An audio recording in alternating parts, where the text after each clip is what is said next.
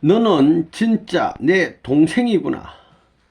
안타까운 고향의 모습. 참 부모님이 1991년 12월에 북한에 다녀오신 이후 1999년도에 나도 북한에 다녀올 수 있었다. 보통강 호텔에서 묵은 뒤 호텔 차를 타고 정주 고향 생가 앞마당에 내렸다. 그런데 그곳이 어디인지 분간할 수가 없었다. 그제야 참 아버님이 나에게 고향이 너무 많이 변해서 알아볼 수 없었다고 하신 말씀이 실감났다. 오랜 세월이 지나 찾아간 고향은 옛날의 그 정치 어린 모습은 볼 수 없어 안타깝기 그지없었다. 그런 옛 모습이 아무것도 남아있지 않았다. 옛날 우리 동네는 앞에 강이 흐르고 뒤와 양옆으로는 나무들이 꽉 들어차 있었다. 그래서 늑대와 멧돼지 같은 산짐승도 많았고 산과일도 많아 살기 좋은 동네였다. 어릴 적에는 참 아버님과 형들과 함께 새를 잡으러 다니기도 했다. 그런데 그 산들이 다 없어졌다. 산으로 막 새 잡으러 다녔는데 그 산 자체가 없어져 버렸어. 또 집에서 200여 미터 앞에는 강과 맞닿은 깊은 낭떠러지가 있었다. 참 아버님이 호미로 계단을 만들어 물가치 알을 보셨다던 곳이며 우리도 옷이 흙 범벅이 되도록 썰매를 탔던 곳이다.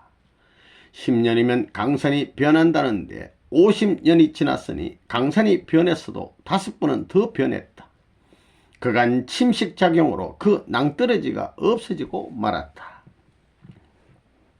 고향집에 들어가는 옛길은 없어지고 사람들이 다닐 수 있게 간이 찻길을 한쪽에 내놓은 것이 전부였다.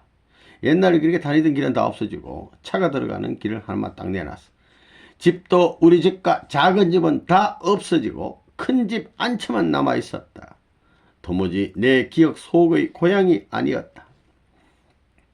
그런데 안방문을 열려고 문고리를 잡는 순간 우리 참 아버님 댁의 안방 문고리, 그것이 옛날의 문고리라는 것을 느낄 수 있었다.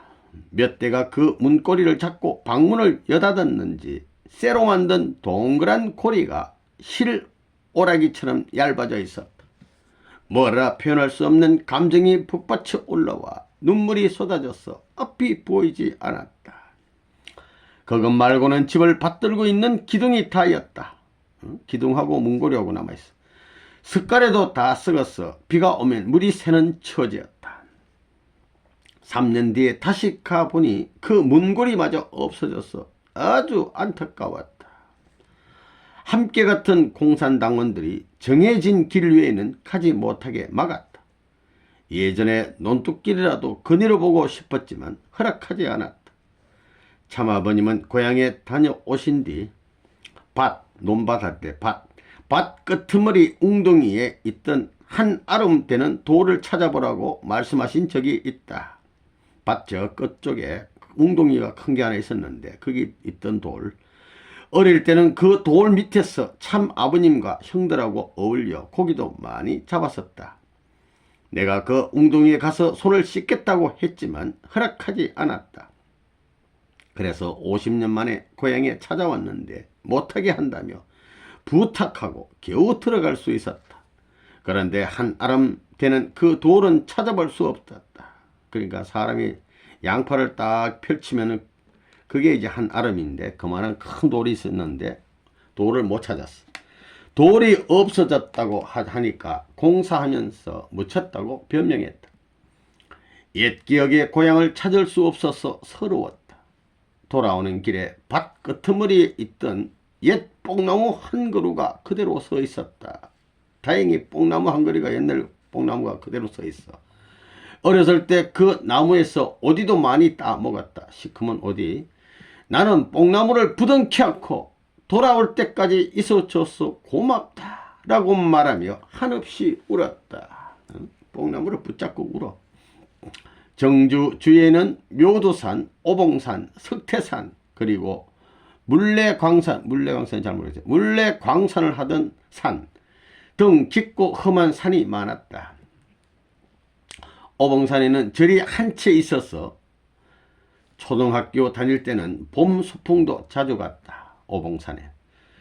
집에서 16내에서 20km쯤 올라가면 태천, 박천, 덕천 등 산골 마을이 있었다. 하늘 아래 첫 동네라고 불리던 덕천에 갔더니 승리 자동차 공장이 있었다. 꼬불꼬불 엉망진창인 길을 지나고 물이 첨벙거리는 캄캄한 굴도 지나서야 겨우 닿을 수 있었다. 가는 길에 불이 나는 자동차를 보고 놀랐는데 차가 가는데 막 불이 타는 것 같아. 안내원은 목탄으로 가는 차라고 설명해 줬다. 목탄차. 공장에는 일제강점기 때에 트럭 8대가 세워져 있었고 공장문은 잠겨 있었다. 조그마한 공장을 살짝 엿보았더니 몇십 년 전에 쓰지도 못하는 기계를 놓고 있었다. 나는 직원 수가 얼마나 되고 자동차는 얼마나 만드는지 물어봤다. 그러나 그곳의 공장장은 대답을 회피하며 도망갔다. 면사무소에서 점심을 준비했다고 해서 갔다. 참 아버님 여동생인 효순 누님이 내 옆자리에 앉았다. 그런데 이야기를 하고 싶어도 사이사이에 감시하는 사람이 끼어 앉아 있어서 쉽지 않았다. 옛날 일을 물어봐도 감시하는 사람들이 말꼬리를 잡고 대답하지 못하게 해서 안타까웠다. 말도 함부로 못하는 세상. 충모님 산소에 다녀올 때도 갔던 길 말고는 샛길로 내려오면서 고향을 좀 느껴보려고 했지만 허락하지 않았다. 갔던 길로 또 내려와야 돼. 나는 고향이 그리워서 목숨을 내놓고 50년 만에 찾아갔는데 기억 속의 고향은 그냥 행동 하나도 자유스럽지 못했다. 빨리 남북 통일해야 되겠습니다. 고향에 남은 혈족.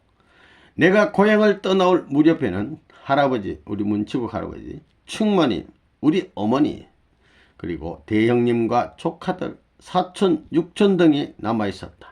그런데 워낙 갑자기 나오는 바람에 우리 삼형제는 제각각 남한으로 내려왔다. 이렇게 영영 갈라질 줄도 모르고 어머니를 집에 남겨두고 온 것이 지금도 가슴에 맺힌다.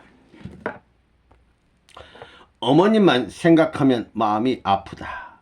말을 못하시는 아버지에게 정을 붙이며 자식들과 손자들까지 데리고 사신 어머니였다.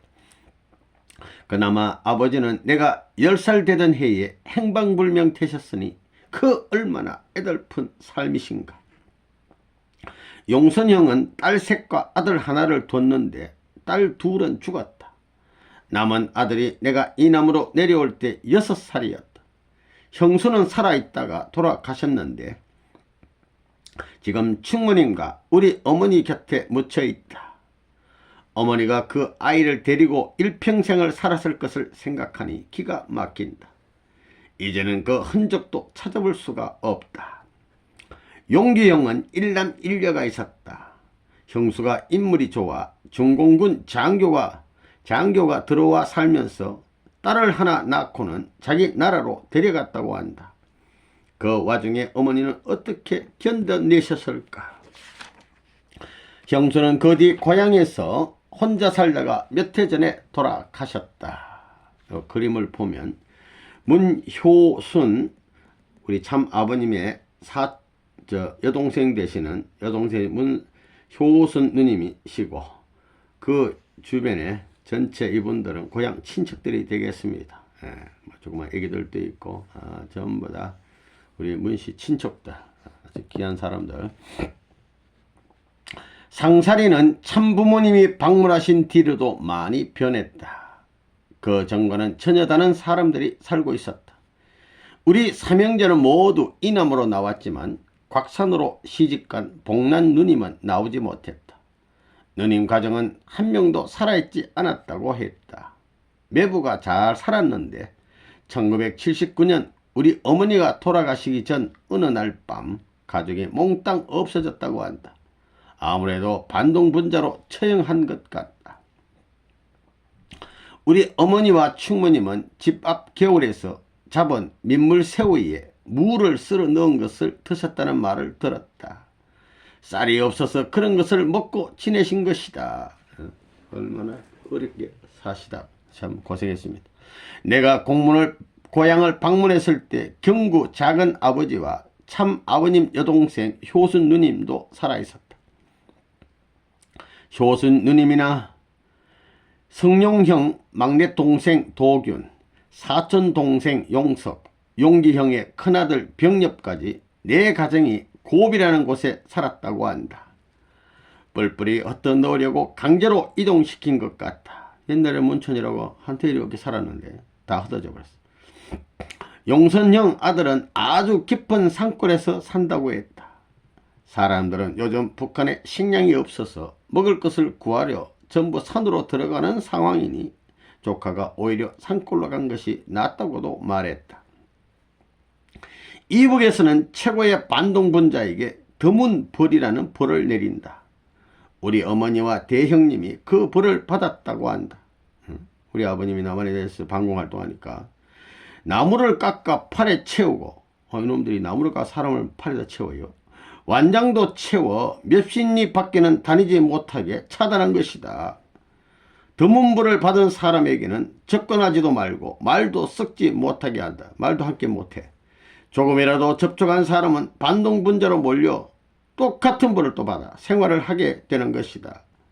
어머니는 백리 되는 산골 중에 산골인 송방골에 드문 벌을 달아버렸는데 살아나오셨다고 한다.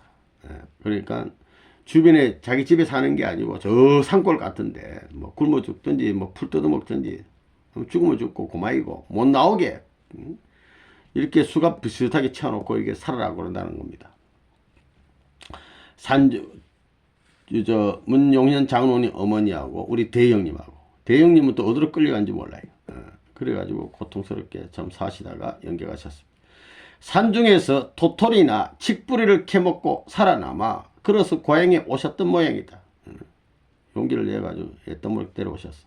동네 사람들이 어머니를 보고 그 할머니는 동네 중신하고 사람들 짝도 맺어주고 베풀며 살았기 때문에 반동분자가 아니다 말이야. 동네를 위해 좋은 일을 많이 했는데 시절 따라 자식들이 그냥 없어졌을 뿐이지 그분 죄가 없다 라고 연판장을 돌려 면제를 받으셨다. 대형님은 어떻게 되는지 몰라. 어머니는 그렇게 천대받다가 기가 막힌 상황에서 돌아가셨다. 손자들만 데리고 홀로 어떻게 사셨을까. 아드님은 대형님은 그렇게 산에 어디 끌려가서 드문벌을 받고 계시지. 우리 아버님은 소식 모르지. 우리 충모님도 기가 막히게 사신 겁니다. 그런 어머니를 생각하면 목에 매여 눈물이 앞을 가린다. 우리 가문에 그렇게 공산당에게 풍비박성이 났으니 어찌 한이 맺히지 않을 수가 있겠는가. 몇 해 전에 이북에서 친척이 나왔다는 연락이 와서 중국에 다녀온 적이 있다. 12일 동안 같이 지내면서 이런 사실을 전부 알게 됐다. 어머니는 반동분자로 낙인 찍혀서 사람들에게 손가락질 당하면서 비참하게 살다 가셨다는 것을 그제야 알게 됐다. 내놓고 죽이지 못하니까 그렇게 볶아낸 것이다.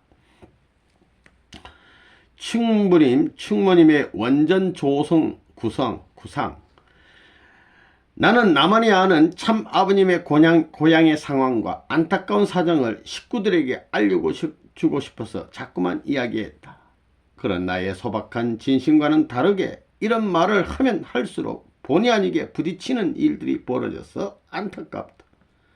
한 번은 내가 참 아버님께 아직은 북한에 마음대로 못 가시니까 충부님과 충모님 가묘를 여수나 청평이나 파주 등 어느 곳에 모셔놓고 식구들도 가서 정성 들이고 하는 것이 어떻습니까? 하고 여쭤봤다는 거예요. 먼저 이 사진을 보고 넘어갈 것 같으면 이 사진은 북한 친족들과 함께 충부님과 충모님 묘수를 찾은 참부모님 1991년 11월 3일 되겠습니다. 참부모님 양이분 계시고 여기 효순 누님 요분 잘못 하여튼 여기 한 분은 여동생 되시는 효순 누님 되시고 또 아마 지치숙 여사 같아 보이는데요. 여기에 또 이제 친척들이 있고 이렇게 해서 여기 충무님 묘소를 이렇게 바라보시고 계십니다.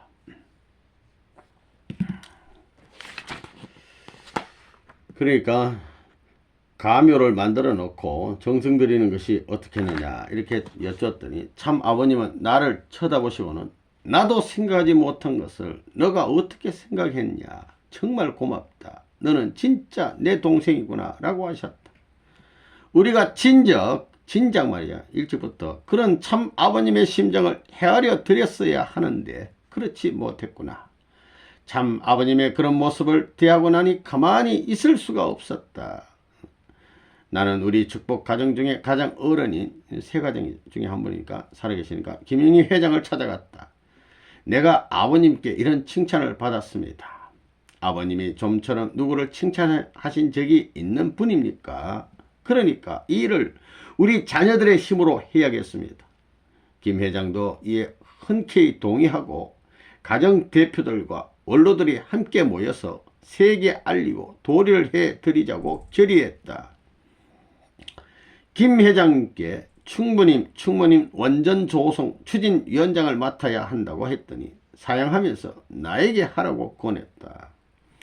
그것은 내가 하고 싶어도 안 됩니다.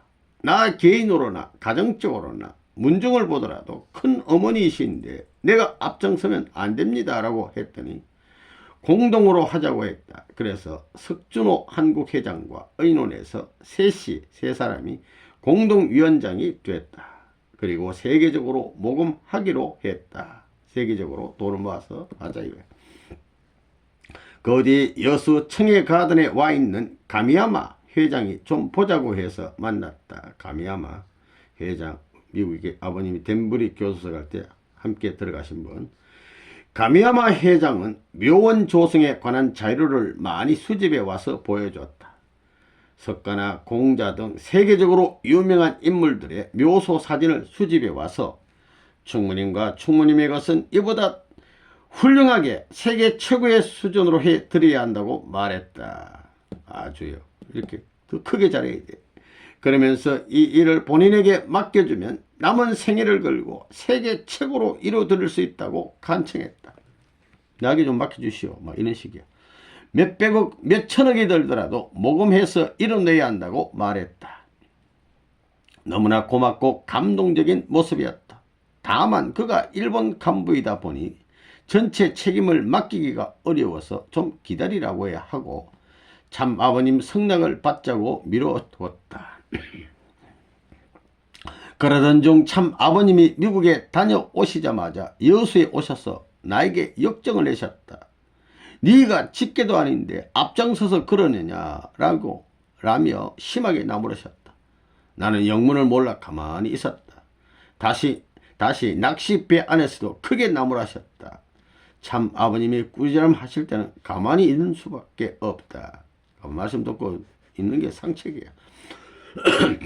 그 이튿날 아침 훈독회 때 용현이 일어나서 하고 싶은 간증을 좀 해라 라고 하셨다. 그래서 아버님께서 이왕 말을 하라고 하셨으니까 하고 싶은 이야기를 좀 하겠습니다 했더니 그래 해봐라 그러셨다.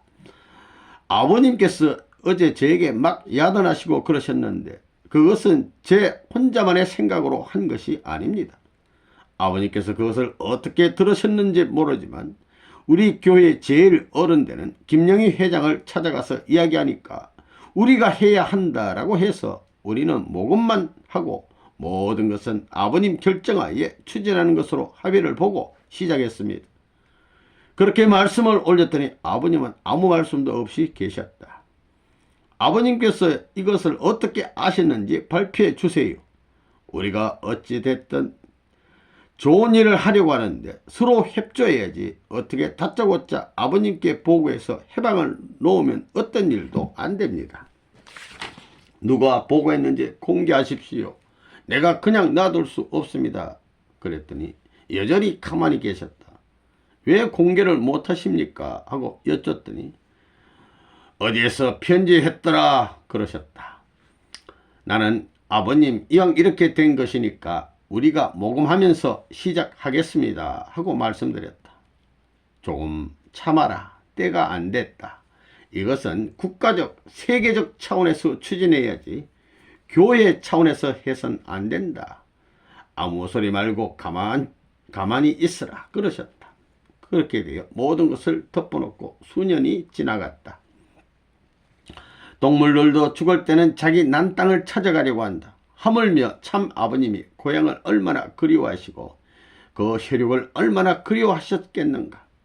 이제라도 참 아버님이 무슨 생각을 하시고 무엇을 바라셨는지 헤아려 드려야 한다.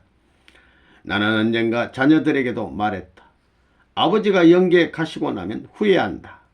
고향을 생각하시는 아버지 내면의 마음을 조금이라도 헤아렸으면 한다. 그런 면에서 너무나 아쉬운 부분이 많다. 언젠가 참 아버님은 2013년 기원절 행사 때 마지막 성원식에, 이거 마지막 성원식 아버님 하고 가셔야 되는데, 선모를 세워야 하는데, 선모라는 분을 세워야 하는데 찾지 못해서 고민이라고 하셨다. 국내 도인 400여 명이 모이는 한 단체가 있다. 그 사람들은 앞으로 충모님 시대가 오는데 통일교의 사람들은 모르고 있다고 말한다. 물론 그것은 그 사람들 입장에서 한 말이다. 나는 다만 우리가 충부님과 충모님의 가치를 잘 알지만 모시지 못한 재수로운 심정을 가지고 이 글을 쓰고 있다. 그분들에 대한 사실을 어느 역사의 부모들보다 위대한 부모의 역사로 추대해서 남기고 싶었다. 충부님과 충모님을 생각하면 하염없이 눈물만 적시게 된다. 충부님 존영 찾기 과제.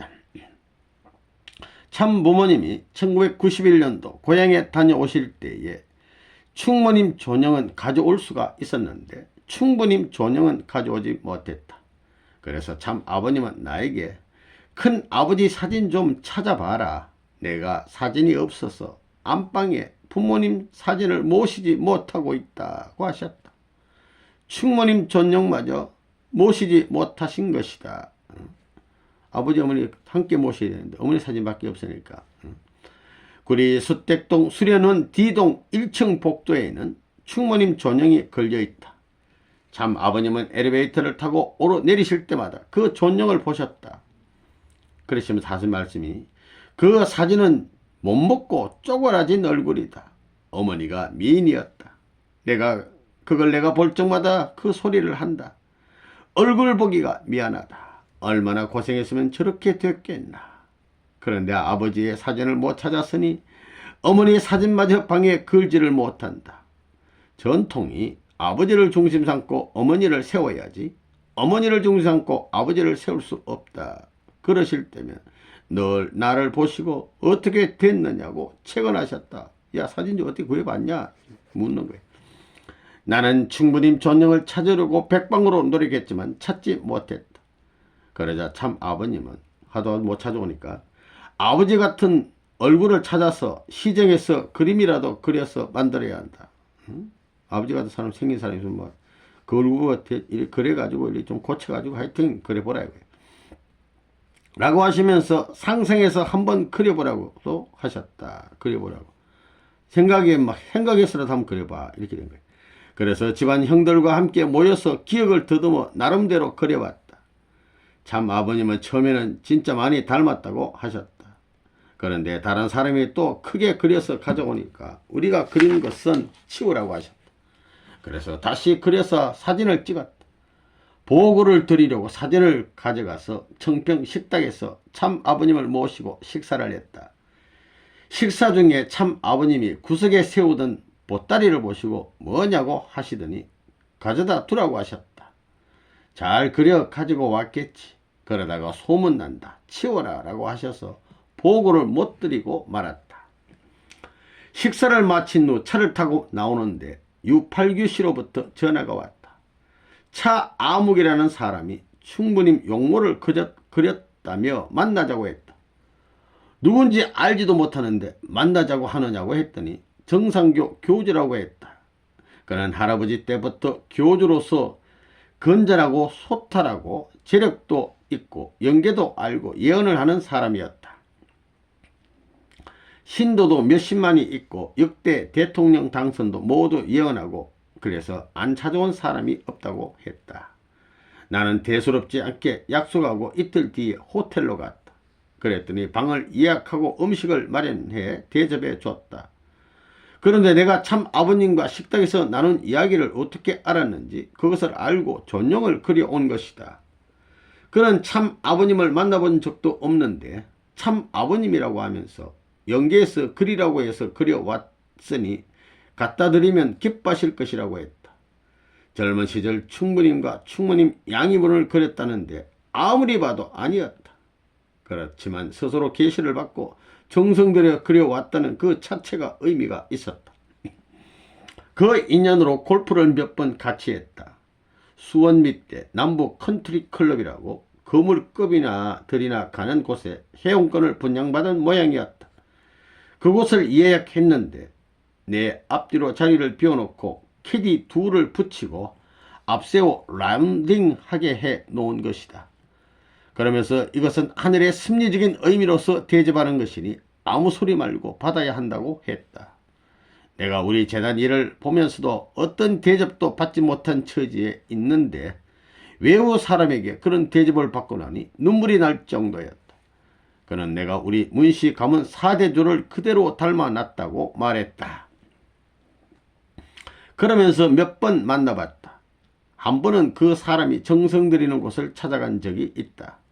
나를 보더니 경배를 하고 데리고 나가더니 귀한 손님이 왔다며 문선명 총재님 동생이라고 소개했다. 그러자 박수가 쏟아졌다.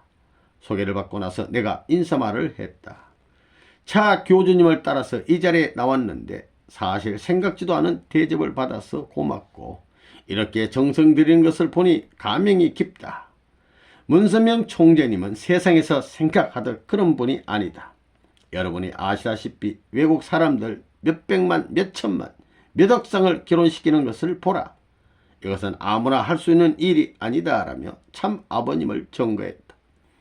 그를 초청해 나도 우리 재단의 업적을 좀 보여주고 싶었는데 정작 아무런 준비가 안 되어 면목이 없다. 지금 유일하게 북한에 남은 참 아버님 여동생 효순 누님이 89인가 되어 89세가 돼서 정신이 오락가락한다. 충무님 사진 일하면서 다른 동네 사람 것을 보내줬다. 어느 날 박상권 사장이 공항에서 충무님 사진을 찾아왔으니 빨리 천정궁으로 들어오라는 연락을 해왔다. 그래서 부랴부랴 들어갔더니 사람들이 많이 모여 있었다.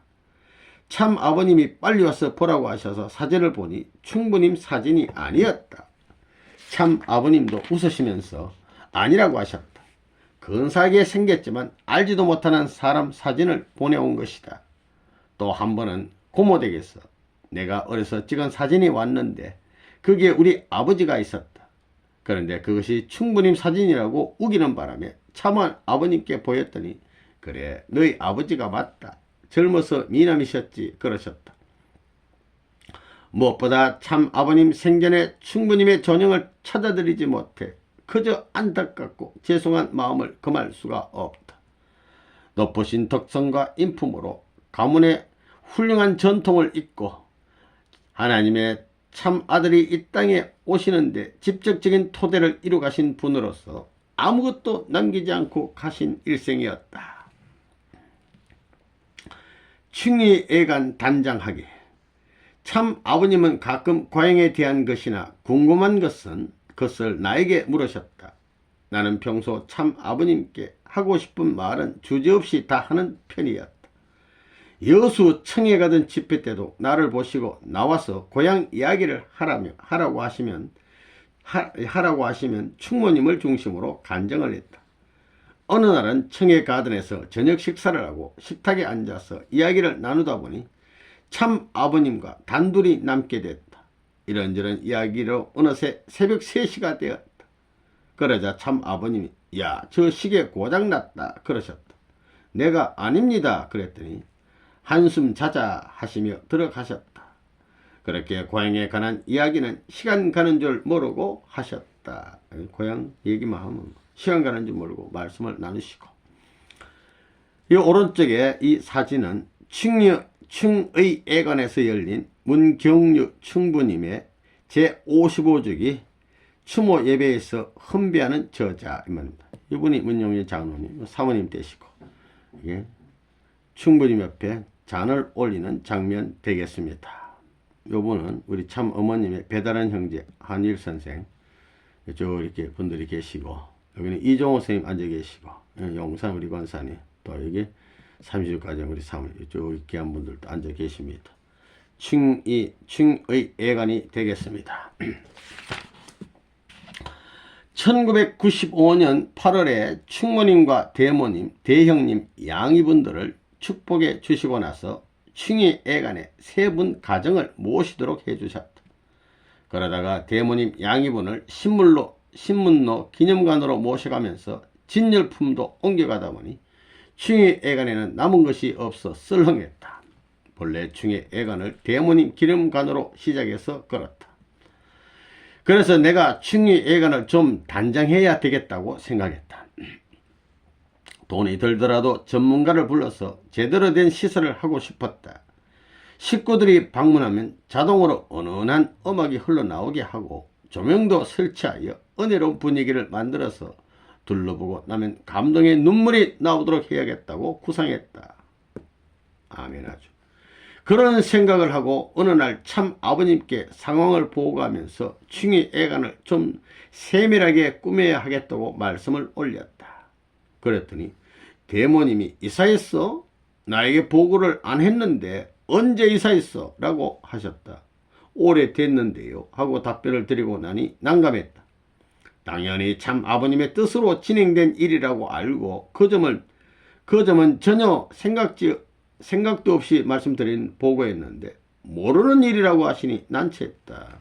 아버님도 모르시게 대모님에 대한 내용 가시고 그것을 신문로 그 쪽에 있는 대모님 기념관으로 옮겨버렸단 말입니다. 난처했다. 저에게 맡겨주시면 제가 알아서 잘 하겠습니다. 경비도 정성 들이면 다 나오게 됩니다. 라고 요청을 드렸다. 전기나 수돗물로부터 시설도 손봐야 하고 여러모로 모시는 분위기가 안 되어 있어 나 나름 속이 상해서 잘 모시겠다고 한 것이다. 그런데 참 아버님은 하지 말라고 하셨다. 그 이튿날 서울로 가자고 해서 올라왔는데 천정궁에서 난리가 난 모양이다. 그렇다 보니 또 나에게 대한 오해의 소문이 나돌았다. 그 바람에 3억 4억을 들여 충의 예관 수리를 하게 됐다. 사실상 그렇게 많은 돈을 들이지 않아도 잘할 수 있는 일이어서 좀 아쉽다. 넘어가기 전에 이 사진을 볼 것 같으면 이 사진은 충의 예관에서 열린 김경계 충모님의 추모예배에서 간증하시는 우리 문 장로님 되겠습니다. 충모님은 1968년 1월 7일 음력으로 67년도 12월 8일에 성화하셨습니다. 94년도 4월 13일에 충모라는 귀한 우리 시호를 우리 아버님께서 내려주시고 충모라는 시호를 내려주신 지 얼마 지나서 11월 7일 날 충심봉천이라는 이 시호를 또 하사해 주시고 우리 충모님께 충심봉신 시호를 하사해 주시고 1995년 8월 25일 아침에는 한남동 공간에서 36만 상 축복전에 바로 축복을 해 주셨습니다. 충심봉천. 대모님이 처음에 성하실 때는 충심봉신이라는 희호를 내리신 바 있습니다. 그리고 이게 충의 예관 개관할 때 이런 희호를 내려주신 것입니다. 돈을 들이지 않아도 잘할 수 있는 일이어서 좀 아쉽다. 어쨌든 내가 충모님과 대형님 가정을 참 아버님 대신 모시고 상주 노릇을 하는 입장이니까 의논해 줬으면 더 좋았을 것이다. 그런 점에서 하고 싶은 이야기가 너무 많다. 무엇보다도 참 아버님의 생각과 의중이 무엇인지 우리가 어디에다 기준을 둬야 하는지를 먼저 헤아려야 한다. 어디다 기준을 둬야 되는 거 아니냐 말이야. 아버님 의중에 기준을 둬야지. 2008년 6월 천정궁 훈독회에서 참 아버님은 기독교를 믿는 사람들은 조상에 대한 관심이 없다고 지적하셨다. 그러고는 나를 보시고 문씨 가운데 조상에 제일 관심을 가진 사람이 용현이밖에 없다고 하시며 안타까워 하셨다. 중국 단동에 고향 아주머니 한 분이 있다. 처녀 때 경구잖아. 아버지 동생 경구 막내 삼촌 집 근처에서 어렵게 살았는데 중국 사람에게 시집 갔다고 한다. 당시 충모님이 집안 살림이 궁핍해져 먹을 것이 없으니까 조금 형편이 나은 중국 사람에게 은반지를 내놓고 꼈던 은반지를 빼가지고는 참 맡기고 강냉이를 받고 가신 모양이다. 강냉이 한 삽을 가져갔어. 그런데 아주머니가 설에 와 있으면서 나를 보고는 그 은반지가 생각나서 어느 날 선물을 주겠다며 나에게 건네줬다. 이것이 뭐냐고 했더니 충모님이 시집올 때 낀 은반지라면서 쌍가락지를 줬다. 나는 너무나 고마워서 보답을 어떻게 할까 하고 생각하다가 금반지를 사서 줬더니 다행히 좋아했다. 참 부모님이 천주궁에 들어가신 뒤였는데 그때 그 은가락지를 가지고 찾아뵈었다. 제가 선물 하나 할게요 했더니 무슨 선물? 그래서 아버님에게 좋은 선물이죠 하고 가락지를 보여드렸다. 그러자 안방으로 들어가시더니 참 아버님은 정장 양복을 입으시고 참 어머님은 한복을 차려입고 나오셔서 기념사진을 찍어주셨다. 옛날에 충모님 끼던 은반지를 가지고 왔다니까. 들어가서 막 씻고 양복을 정장으로 입고 나오셔가지고 기념사진 찍어주시고 참 아버님은 제일 보배다. 이보다 더 큰 보배는 없다 하시면서 반지를 손가락에 10번도 더 끼었다 뺐다 끼었다 뺐다 이거 막 10번도 더 하시다가 그러고 나서 참 어머님께 끼워주시면서 대대손손 큰 며느리에게 계속 넘어간다고 말씀하셨다. 정말 고맙다. 이것을 어떻게 해서 찾았냐. 고맙다라는 말씀을 여러 번 거듭하셨다. 참 아버님이 충모님으로부터 나오신 사실 하나만으로도 충모님은 귀하고 귀하신 분이다. 일평생을 얼마나 노심초사하시면서 참 아버님 한 분을 대하셨는지 생각해 봐야 한다. 그런 점에서 우리 오늘 모심의 기준을 다시 점검하고 그 생활을 반성해야 한다고 생각한다. 천하에 귀하신 분, 우리 충모님. 나 자신부터 그런 귀한 가문의 일원으로 태어나 책임을 다하지 못하면 어떻게 될 것이냐 하는 것을 항상 염려하지 않을 수 없다. 이제 참 아버님은 영계로 가셨지만 생전에 남기신 우리 참 아버님 말씀을 곧 하늘의 법이라고 여기고 이루어드려야 한다.